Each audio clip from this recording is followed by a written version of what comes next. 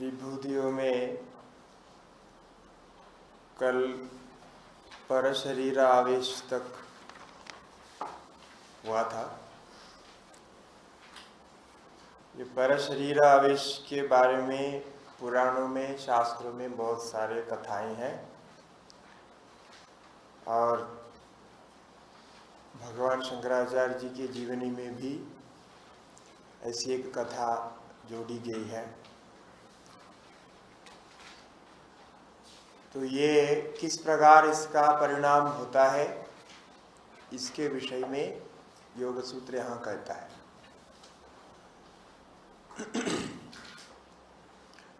अब इन सिद्धियों को प्राप्त करने के लिए जन्म औषधि आदि अन्य उपायों को भी आगे कहेंगे। और ये विशेष करके पर शरीर आवेश में कुछ समस्याएं आती है। एक तो ये चित्त को, स्वचित्त को पर शरीर में आविष्ट कर रहा है, तो पर शरीर में रहने वाला चित्त का क्या होगा। और ये जीवित शरीर में प्रवेश करेगा या मृत शरीर में प्रवेश करेगा, और इनका प्रवेश करने का उद्देश्य क्या होता है, किसके लिए करता है, ये सारे बहुत सारे पहलू है। इसके बारे में आगे बाद में इसके विषय में एक और सूत्र आने वाला है, ये निर्माण चित्त के बारे में कहेगा। तो वहाँ हम इस पर विचार करेंगे। तो वहाँ प्रक्रिया बताई जाएगी कि निर्माण चित्त की एक स्थिति होती है, उस निर्माण चित्त के द्वारा जो कार्य किया जाता है जीवन मुक्त, उसके साथ उसका संबंध नहीं होता है। तो वो निर्माण चित्त की प्रक्रिया जैसे है वैसे ही प्रक्रिया यहाँ भी है। तो जैसे भूतादि का आवेश होने पर व्यक्ति में कुछ बदलाव आता है, इस प्रकार का कुछ बदलाव दिखाई पड़ेगा। और एक शरीर में एक से अधिक मन, मतलब सूक्ष्म शरीर आविष्ट हो सकता है, इस सिद्धांत को भी सांख्य स्वीकार करता है। सामान्य नियम के अनुसार एक स्थूल शरीर में एक ही सूक्ष्म शरीर प्रवेश हो सकता है, उसका निर्गमन होते हैं, किंतु उसके लिए भी कुछ उदाहरण बताएंगे। तो वो निर्माण चित्त के विषय में होगा। यहाँ अभी प्राणायाम के सहारा से, यद्यपि प्राणायाम मात्र से ये सिद्धियां प्राप्त नहीं होती हैं, तो भी प्राणों के संबंध में ये है। तो यम नियमादि के साथ विशेष करके आसन प्राणायाम सिद्धि की यहाँ आवश्यकता है। तो ऐसे आसन प्राणायाम सिद्ध होने पर, जिस आसन के बारे में हम कहे और प्राणायाम को भी अलग, हठ योग आदि से अलग जो प्राणायाम बताया, इस पतंजलि की प्रक्रिया से जो प्राणायाम है, इसमें जो चतुर्थ प्राणायाम है उसको सिद्ध करने पर आपके शरीर में प्राणजय होता है।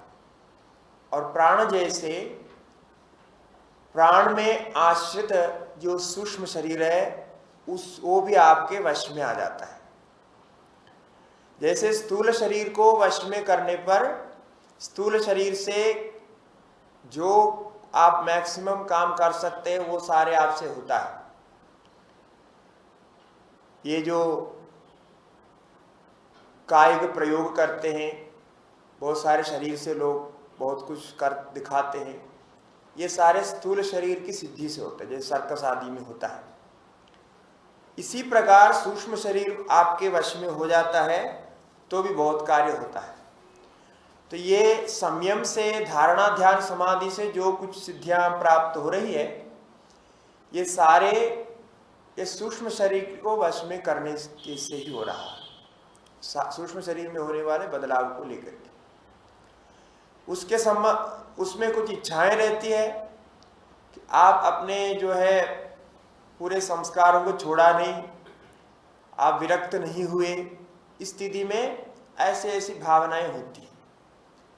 पर शरीर में वही प्रवेश करना चाहेगा या पर शरीर को प्रवेश करके कुछ कार्य करना वही चाहेगा जिसको लोग व्यवहार में उस प्रकार की कोई प्राप्ति की इच्छा हो, तभी वो कर सकता है। और बहुत सारे योगियों के बारे में ऐसे कहे जाते हैं, कुछ साल 50 साल पहले तक ऐसे एक योगी थे जिनको हम देखा तो नहीं है लेकिन सुना है और कई लोग देखे भी है उनको। तो उनको ये सिद्धि प्राप्त थी। तो वो ऐसा जो पुराना शरीर है वो किसी हालत में खराब होने पर उस शरीर को त्याग के दूसरा शरीर लिया, ऐसे प्राप्त है। तो ये योग साधना के दृष्टि से साधन को पूरा करने के लिए कुछ ऐसे किए जाते हैं, किंतु सामान्य व्यवहार में लोभ आदि के लिए नहीं किए जाते। ये कुछ नियम है, ऐसे करने पर कुछ कष्ट भी होता है इससे। अभी यहाँ जो आगे सिद्धि बताने जा रहे हैं ये तो स्वतः ही अपने में ही है, मतलब पर के साथ संबंध नहीं है, इसलिए किसी को दुख देना पीड़ा देना नहीं, अपने ही अंदर है। जितने अपने शरीर से अपने मन से संबंधित सिद्धियां हैं वो तो अच्छा होता है, क्योंकि पर के साथ आपको संबंध नहीं करना पड़ता। और जिनको पर के साथ संबंध करके प्राप्त करना है उनमें क्या है, पर को भी जिसके साथ संबंध करके आप करना चाहते हैं उसको भी वश में करना पड़ता है, इसके लिए भी प्रयत्न होता है।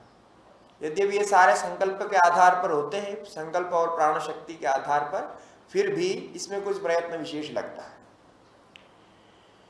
सूत्र है उदान जयाज्जल पंग कंडकादिश्वसंग उत्क्रांतिश्च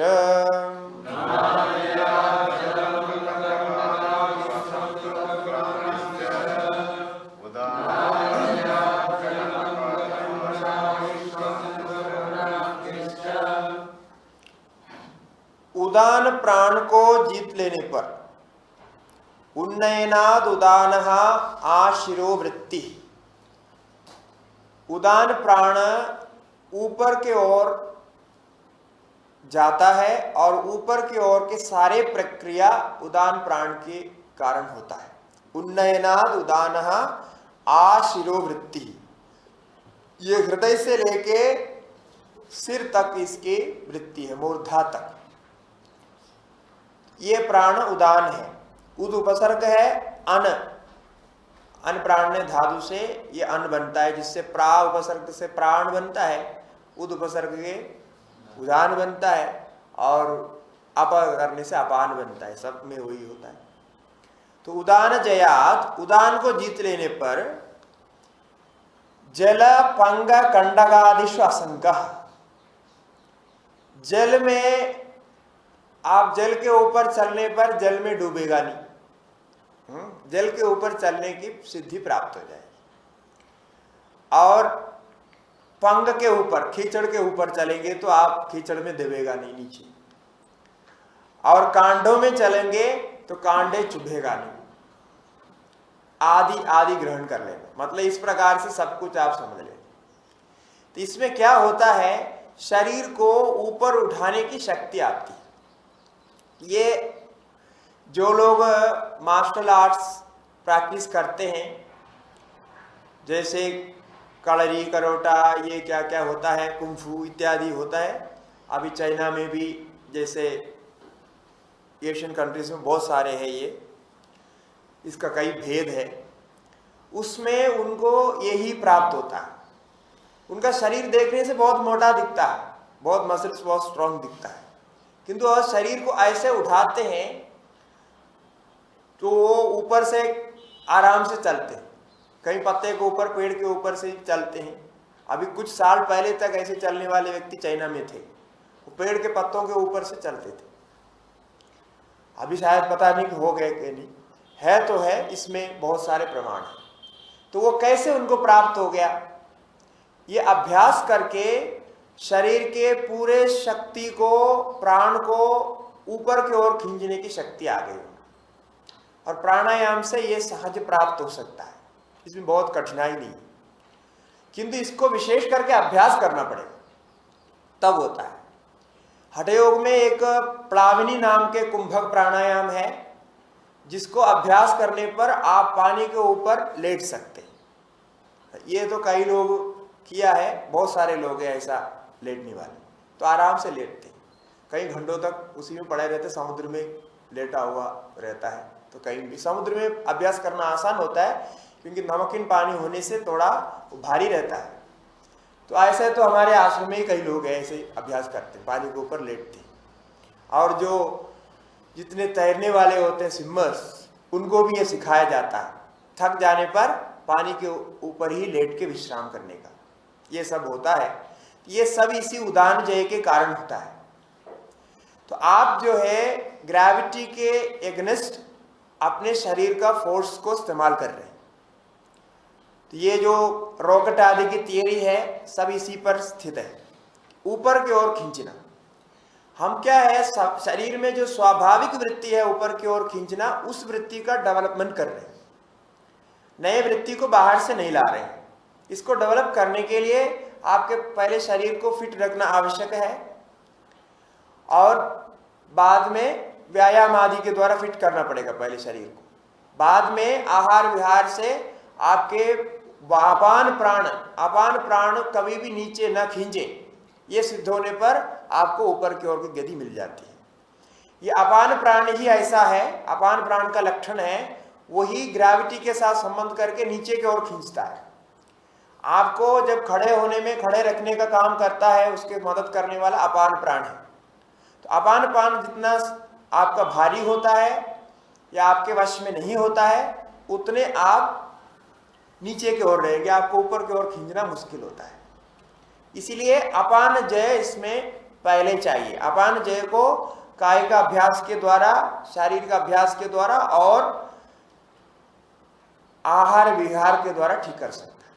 क्योंकि आहार के साथ यदि आप सही आहार कर रहे हैं, आपका उदर शुद्ध होता है, साफ होता है, और उदर की सारी गतिविधियां अच्छे हैं, अग्नि उत्तेजित है, उससे कोई बीमारियां नहीं होती है, ऐसे कुछ समय तक रहने पर आप अपान के ऊपर कंट्रोल कर सकते हैं। आपके उदर ठीक नहीं है तो कभी भी अपान को कंट्रोल नहीं कर सकता है, क्योंकि अपान बिगड़ जाता है, बिगड़ जाने पर आपके वश में नहीं होता है।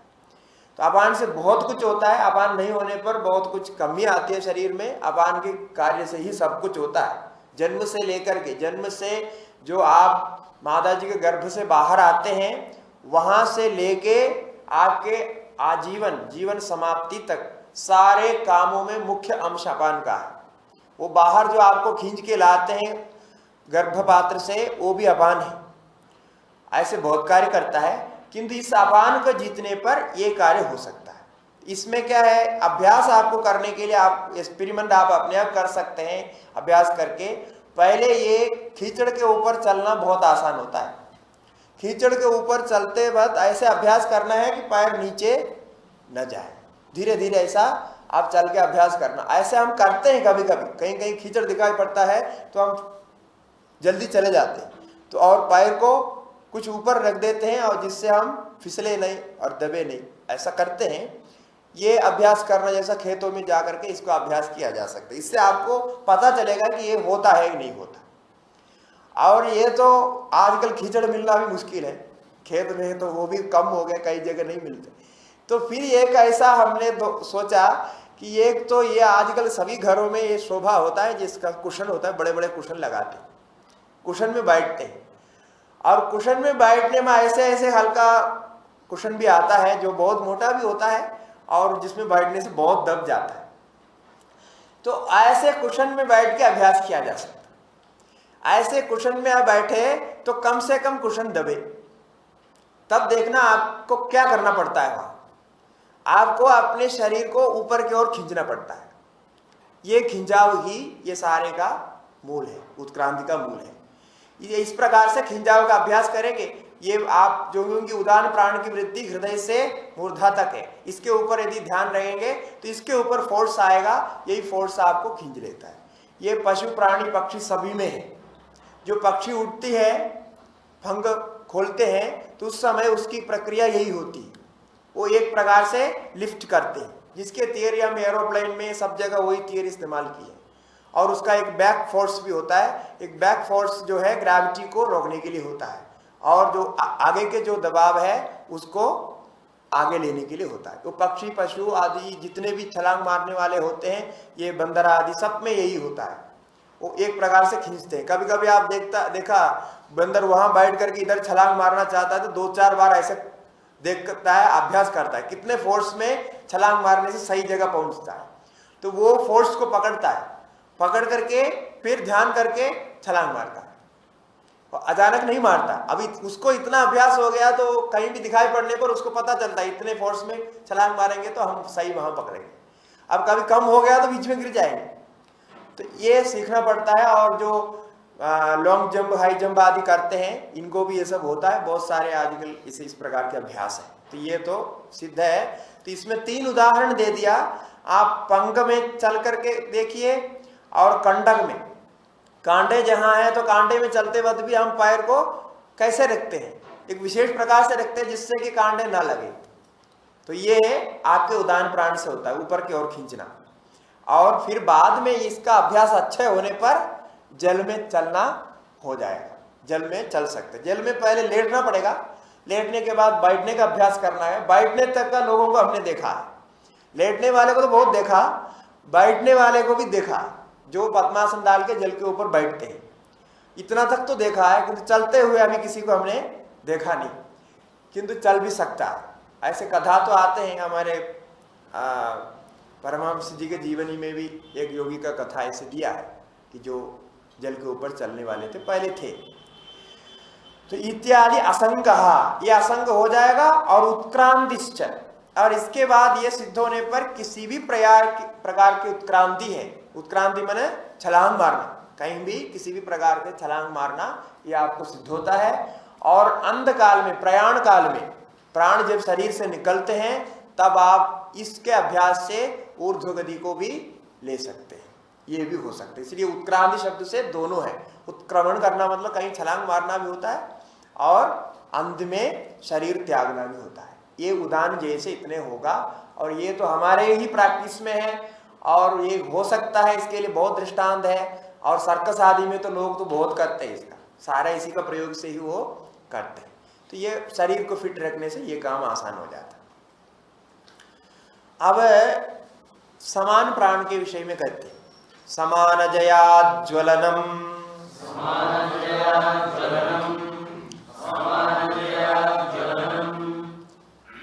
जिद समानस तेजसः उपध्मानम कृत्वा ज्वलति।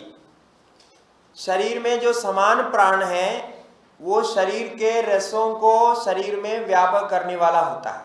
समम नयति इति समानः, शरीर में प्राप्त होने वाले जो धातुएं हैं, धातुओं को शरीर के सब भाग में पहुंचाकर शरीर की पुष्टि करना, ये समान प्राण का काम होता है। तो ये समान प्राण को जीतने पर ये भी प्राणायाम की सहायता यहाँ चाहिए, साथ साथ में ये संयम भी चाहिए। तो उससे आपको क्या होगा, ज्वलनम प्राप्त होगा। ज्वलनम माने पहले तो जठराग्नि जो है उसका प्रज्वलन, और उसके साथ साथ शरीर की जो सामान्य अग्नि है, जो शरीर को उष्ण बना के रखते हैं, उस अग्नि के प्रज्वलन, जिससे आपके शरीर में तेजस्विता आएगी। शरीर के त्वचा जो है कुछ रंग बदलेंगे और उसमें कुछ विशेष तेजस्विता आ जाएगी, अच्छा सुंदर दिखने लगेगा। यही समान जय का प्रयोजन है। और यहाँ 2 ही प्राणों का बताया है सिद्धि के लिए, बाकी को नहीं बताया। बाकी में प्राण और अपान है। ये प्राण अपान को आप प्राणायाम से ही जीत लेंगे। तो प्राण अपान को जीतना प्राणायाम से हो गया, इसलिए वो प्राण अपान की बात यहाँ नहीं कहा।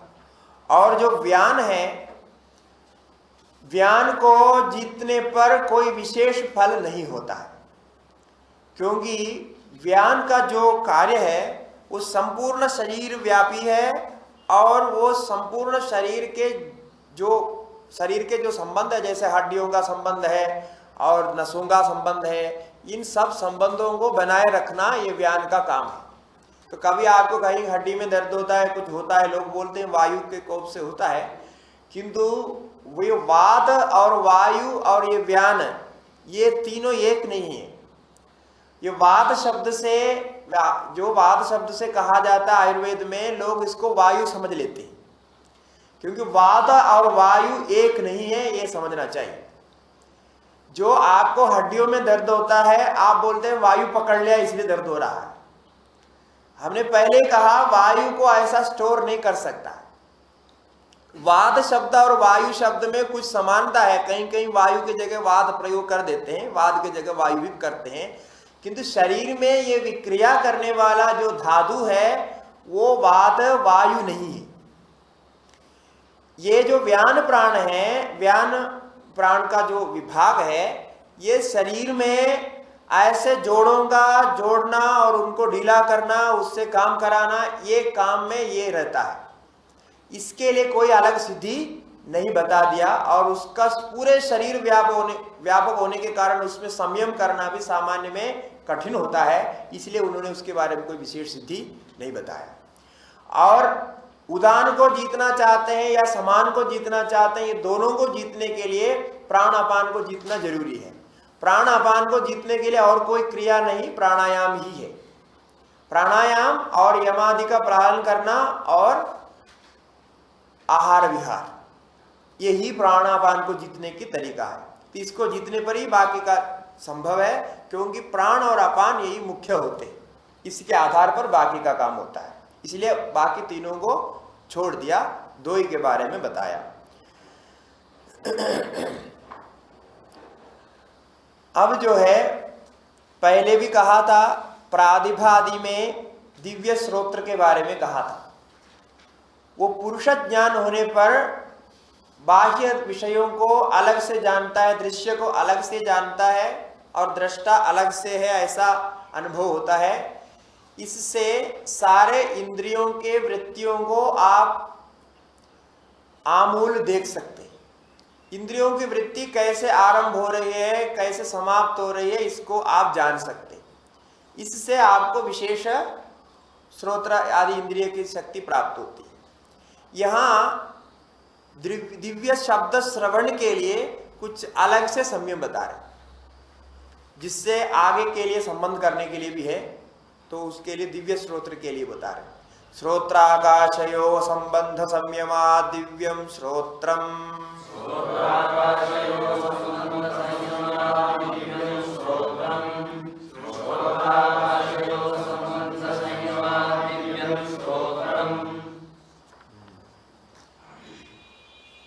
ये श्रोत्रेंद्रिय जो होता है, हमारे कान, ये कान जो है एक छेद मात्र है, छिद्र है। इसके अंदर कान में पड़ने वाले तरंगों को जो रिसीव करता है, ग्रहण करता है, ऐसा इंद्रिय अलग रहता है। तो वो आप अंदर देखने पर एक पर्दा ही होता है, उससे अलग और कोई तत्व इसमें नहीं होता, एक छेद मात्र होता है कान। तो इस छेद को ही हम श्रोत्रेंद्रिय कहते हैं। तो छेद में रहने वाले जो अंदर के जो तत्व है, वो इंद्रिय में ग्रहण का काम करता है और छेद में शब्द तरंग पहुंच जाता है। तो कहते हैं कि ये छेद क्या है? आकाश है। बाहर के आकाश और अंदर के आकाश में कोई अंदर नहीं है, ये तो हम वेदांत में जानते हैं। घटाकाश और महाकाश एक ही होता है। तो जो महाकाश है वैसे ही घटाकाश है, इसी प्रकार जो महाकाश है वैसे ही आपके कान के अंदर का आकाश है। तो कान के अंदर का आकाश और उस शब्द का संबंध का ज्ञान यदि आपको हो जाता है तो क्या होगा? जैसे महाकाश एवं घटाकाश, ये घटाकाश महाकाश एक ही है जानने पर, महाकाश घटाकाश का भेद समाप्त होने पर महाकाश में जो जो होता है सब आपको पता चलेगा। अभी क्या हो रहा है? जो हमारे कान के अंदर जो आकाश है उसमें शब्द तरंग पहुंचने पर ही हम उसको पकड़ पा रहे हैं, क्योंकि हमारा मन वहीं तक सीमित है, उससे आगे वो बढ़ता नहीं। शब्द तरंग उत्पन्न होते हैं आकाश में, आकाश और शब्द का संबंध है, ये तो हम जानते हैं उसकी क्या प्रक्रिया है। इस संबंध को जाना तो ये अंदर के आकाश और बाहर के आकाश एक है जाना, तो आकाश की व्यापकता के ऊपर भी मन को ध्यान जाएगा, जितना तक जा सकता है उतने तक जाने पर खाली इधर पढ़ने वाले शब्द को नहीं, इस महाकाश में आसपास में जो जो शब्द तरंग उत्पन्न होते हैं उसको वो ग्रहण कर ले। उसको तो ये मतलब नहीं है यही पढ़ने वाले को ग्रहण करना, ऐसा मतलब नहीं है। इंद्रिय में ऐसी शक्ति है, वो आकाश के माध्यम से जा सकता है। अब ये छेद इसको छोटा इसलिए बना के रखा, उसको कॉन्सेंट्रेट करके अंदर लाने के लिए ऐसा छेद रखा है, और उसके अंदर भी कुछ तरंगों को फिल्टर भी करते हैं, वो सबको अंदर जाने नहीं देती। तो ये सब प्रक्रिया के लिए भगवान ने इसे बना के रखा, किंतु है तो ये बाहर का आकाश ही है। आकाश को परिच्छेद करने के लिए कोई उपाधि नहीं होती है। आकाश को हम परिच्छेद करते हैं केवल कल्पना से। आकाश कभी परिच्छिन्न नहीं होता क्योंकि वो सर्वव्यापक है। इसको उपाधि बना के हम परिच्छिन्न करते हैं, इसलिए तो घटाकाश महाकाश एक होता है, वास्तव में दो नहीं होता। घड़ को लेकर कैसे कहा जाता है, इसी प्रकार कान को लेकर के हम कान में पड़ने वाले शब्द को ही ग्रहण करते हैं, और उसी में हमारी आदत हो गई। इससे बाहर ग्रहण करने के लिए हमने कभी इंद्रिय को छोड़ा नहीं, मन ने कभी ऐसा सोचा नहीं कि हम बाहर का भी ग्रहण करेंगे। अब ये सारे संबंध का ज्ञान आपको मालूम होता है, तो आप अपने कान को महाकाश में व्यापृत कर सकते हैं। महाकाश में व्यापृत करने पर छोटा भी कोई तरंग कहीं उत्पन्न होता है तो उसका ग्रहण आप कर सकते हैं। अब एक देखो, अभी एक योगी की दृष्टि से ये बड़ा परेशान करने वाला है। इसको तो संयम करके सिद्ध किया तो फंस गया समझ लो, क्योंकि वो जब भी सुनने की इच्छा करेगा चारों तरफ के शब्द का तरंग उनको पढ़ने लगेगा। अब चारों तरफ क्या क्या घटनाएं हो रही है, ये सारे तरंग आपको पता चलेगा तो क्या स्थिति हो जाएगी, मुश्किल हो जाएगी। इसीलिए कहा कि ये जो विभूति है ये बुद्धिमान नहीं करेंगे इसको, तो बीच में इसलिए उन्होंने कहा ये समाधौ उत्सर्गाः व्युत्थाने सिद्धया। तो जो बुद्धिमान योगी होगा, जो कैवल्य के तरफ जाना चाहेगा, ये चक्कर में नहीं पड़ेगा। अब कोई ऐसा व्यक्ति है जिसको ये चारों तरफ से शब्द सुनने से कुछ फायदा होता है, कोई लोभ होता है, कुछ लाभ होता है, तब वो करेगा। वो क्या बोल रहा है सुनने की, कई लोगों की आदत होती है। अब विशेष करके जो छुप बैठने वाले होते हैं ना, उनकी आदत ये बहुत बनती है। क्या है, वो क्या बोल रहा है, उधर कमरे में क्या हो रहा है, इधर क्या बोल रहा है, ये क्या बोल रहा है, वो बैठ करके सुनता है। आदत हो गई है इधर उधर की बात सुनने की, जबकि इसको बड़ा पाप माना है हमारे शास्त्र में। जो आपको अलग करके बात कर रहे हैं उस बात को चुपके से सुनना बड़ा पाप है। वो आपके मन में ऐसा एक मतलब वृत्ति को पैदा करता है जो आप झूठ बोलने से कई गुना ज्यादा है। क्यों है, क्योंकि आप सोचता है मैंने जो चुपके से सुना उसको पता नहीं चला, बोलने वाले को पता नहीं चला। इसके बारे में चाणक्य नीति में, चाणक्य शास्त्र में उन्होंने विस्तार से कहा कि दूत बनाना है किसी को, मैसेंजर बनाना है, तो वो उन्होंने लक्षण दिया कि कैसे व्यक्ति को मैसेंजर बना सकता है, दूत बना सकता है। उन्होंने सारे उसका स्टडी किया, पूरा समाज का, पूरा मनुष्य का साइकोलॉजी का स्टडी करके कहा जिस व्यक्ति में, जिस बच्चे में, जिस जवान में ऐसे गुण आपको दिखाई पड़ता है, वो बोलता कुछ है और करता कुछ है, और ऐसे चुपके से सुनने का जिसका स्वभाव होगा, उस व्यक्ति को दूत बनाने से आपका ठीक काम चलेगा, ये बताया उन्होंने। जो सीधा साधा होता है, सीधा साधा व्यवहार व्यक्ति को कभी भी मैसेंजर नहीं बनाना, आप फंस जाएंगे, क्योंकि उसको दो चार बोलने पर वो सब कुछ खुलासा कर देगा। इसलिए लक्षण बताया कैसे चुनना है करके, राजा के लिए बोला है वो, तो मैसेंजर बनाने के लक्षण में ये कहा। तो ये गुण तो उसके लिए ठीक है, राजा के लिए ठीक है, राजा के सेवक के हिसाब से ठीक है, किंतु जो साधक होता है उसके लिए बहुत खराब चीज है। और ये हमेशा पीछे से सुनने की बात नहीं करना चाहिए, पीछे से कोई भी बात नहीं करनी चाहिए और ये सुनने की बात नहीं करनी चाहिए। आपके अधिकार में नहीं है तो आपको सुनाई नहीं पड़े ऐसे दूर पर जाके आप बैठना, क्योंकि आपको सुनाना नहीं चाहते तो उसमें नहीं पढ़ना। तो नहीं तो ऐसा पढ़ने वाले को बड़े मूर्ख कहते हैं शास्त्र में, ये नहीं करना चाहिए। तो अब ये बैठा हुआ ये सब जानना चाहता है तभी तो दिव्य स्तोत्र चाहता है, नहीं तो बैठे बैठे उनको सारे शब्दों को सुनने की आवश्यकता है। इसका मतलब वैराग्य थोड़ा कमजोर है, इसके बिना इस चक्कर में नहीं जाएगा। अब आ गया बहुत बड़ा है आकाशगमन। कायाकाशयो संबंध संयमात् लघुतूल समापत्तेश्च आकाशगमनम्।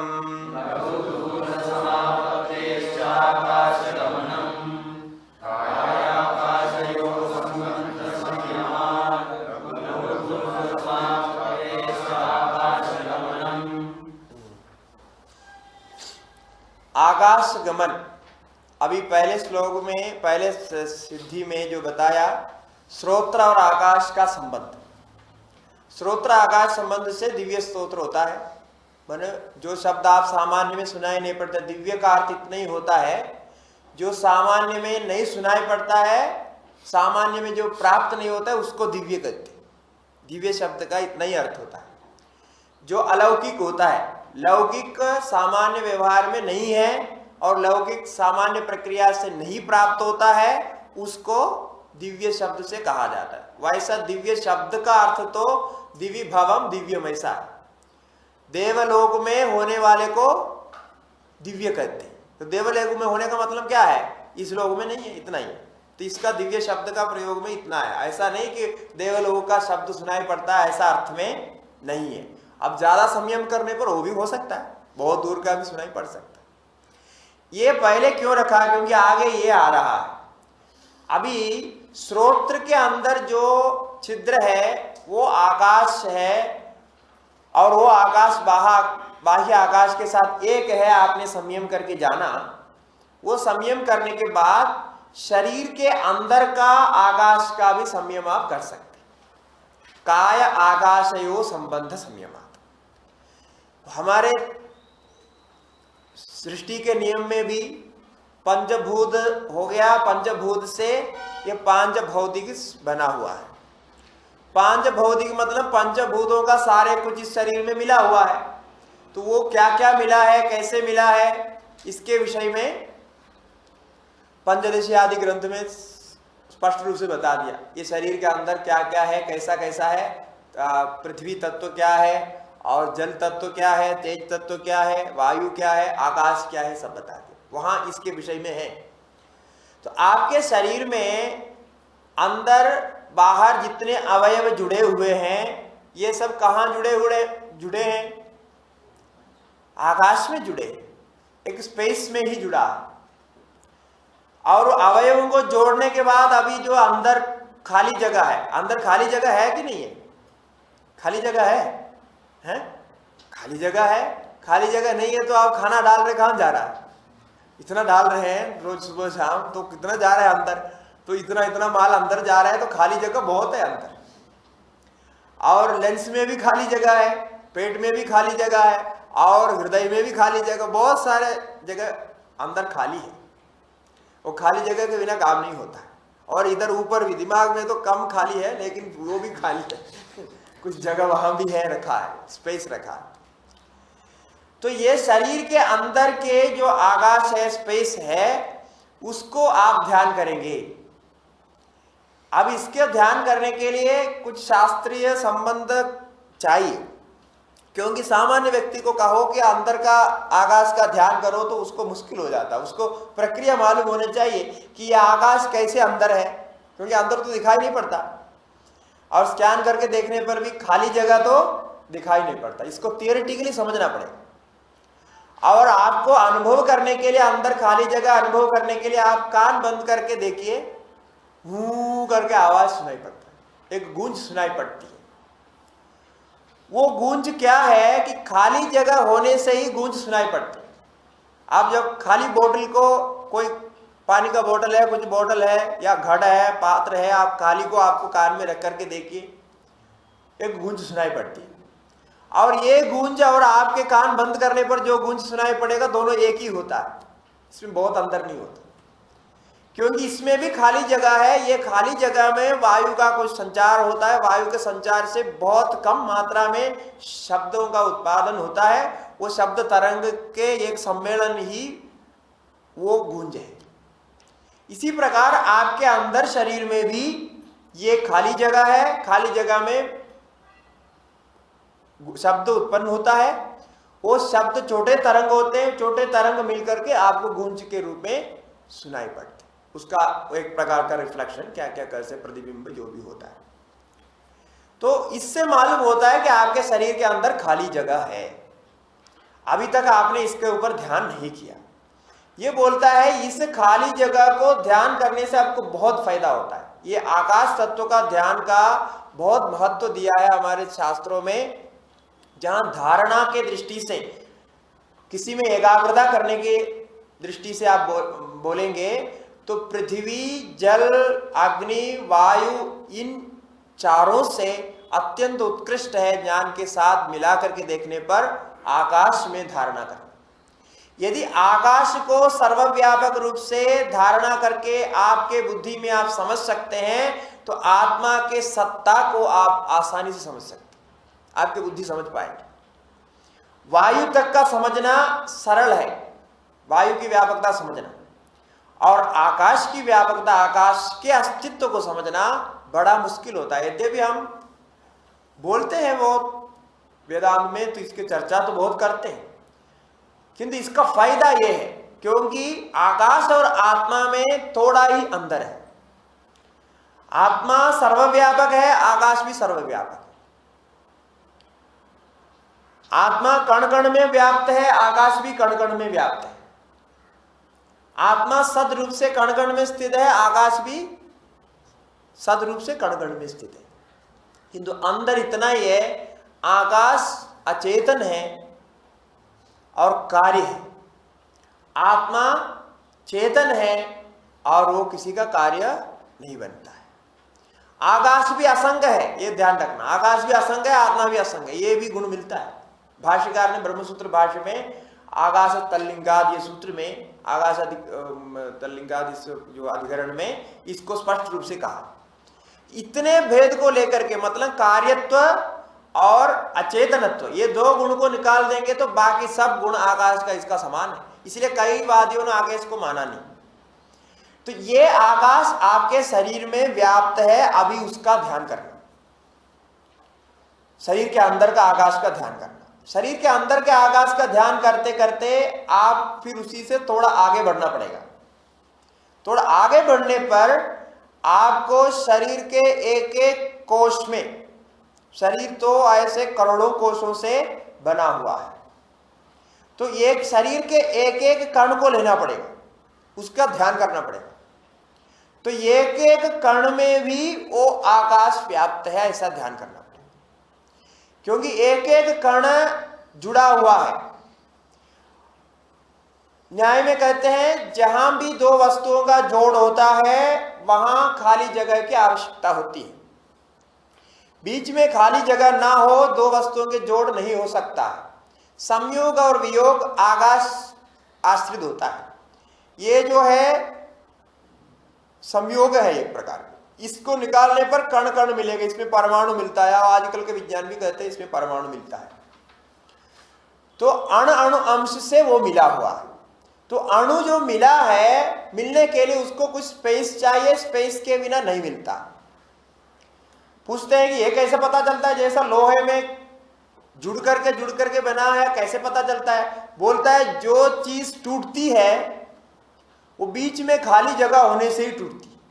ये न्याय शास्त्र इसके बारे में बहुत कहता है।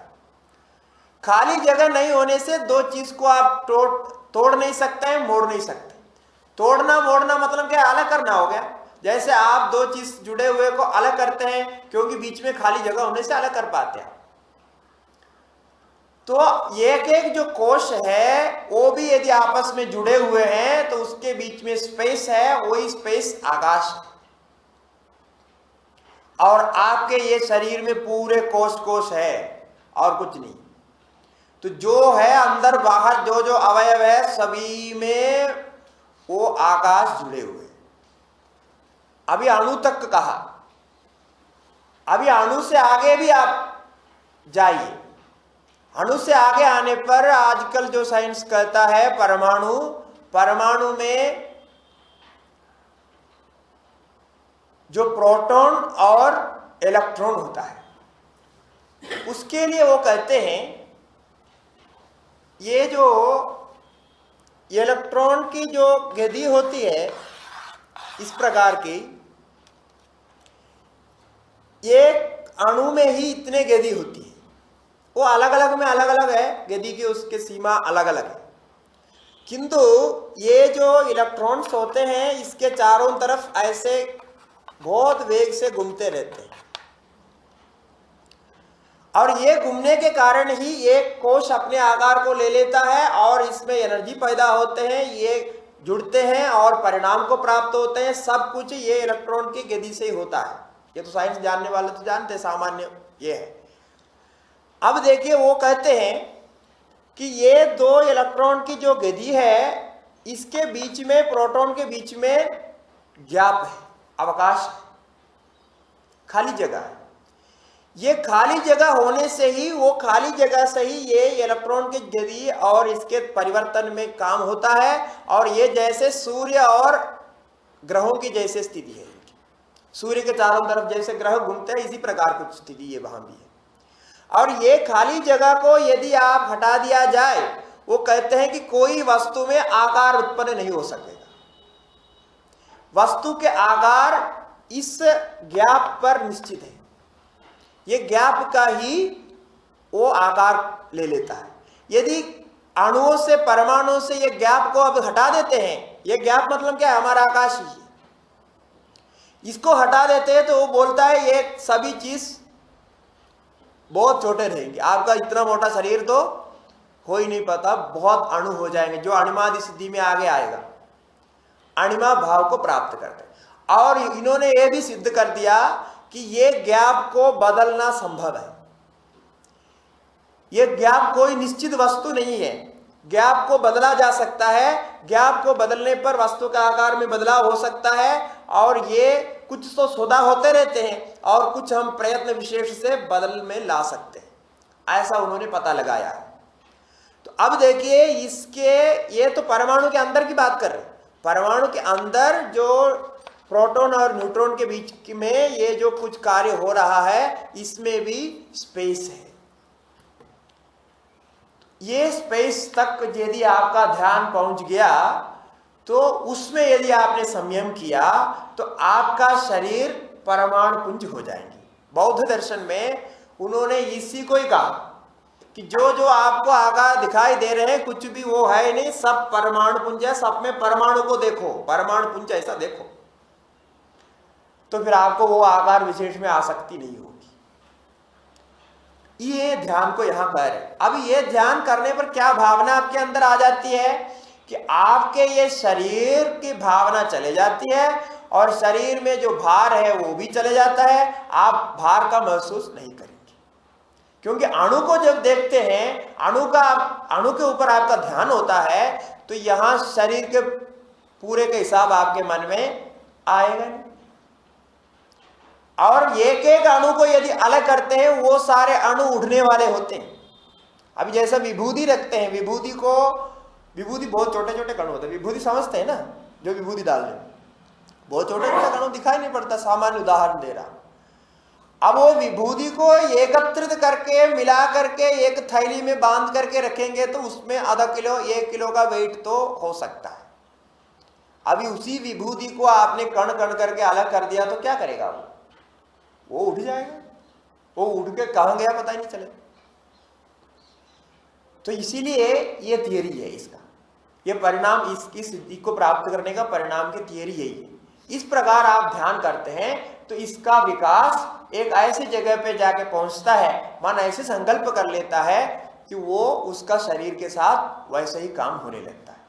बोलते हैं इसके लिए ये बहुत बड़ा है, बहुत मतलब ये कठिन काम है, इतना आसान नहीं। पहले तो आकाश को ध्यान करना ही मुश्किल होता है, और अंदर ये आकाश को देखना और मुश्किल होता है, और फिर अणुओं को अलग करके देखना और मुश्किल होता है, फिर परमाणु के अंदर ये इलेक्ट्रॉन प्रोटॉन के बीच में जो गैप है, और अंदर भी और भी होगा, और भी करने पर वो सारे वही स्पेस ही निकलेगा। बोलता है उधर ये सब घूमता है, ये सब होता है, क्यों होता है, कैसे होता है, इनको अभी पता नहीं, वो चल रहा है, रिसर्च चल रहा है।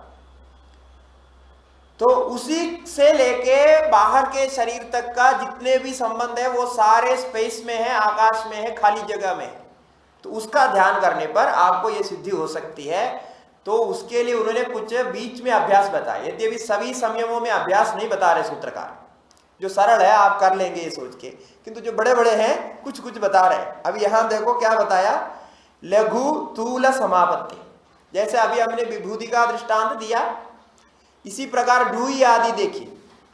रुई को आप एकत्रित करके रखने पर, जमा के रखने पर, घनिष्ठ संबंध से रखने पर वो रुई नहीं उठ सकती।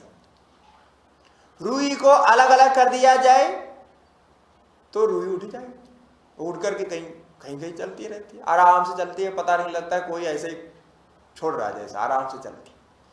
तो वैसे समापत्ति करो, आपका शरीर के साथ रुई का संबंध करके समापत्ति करो।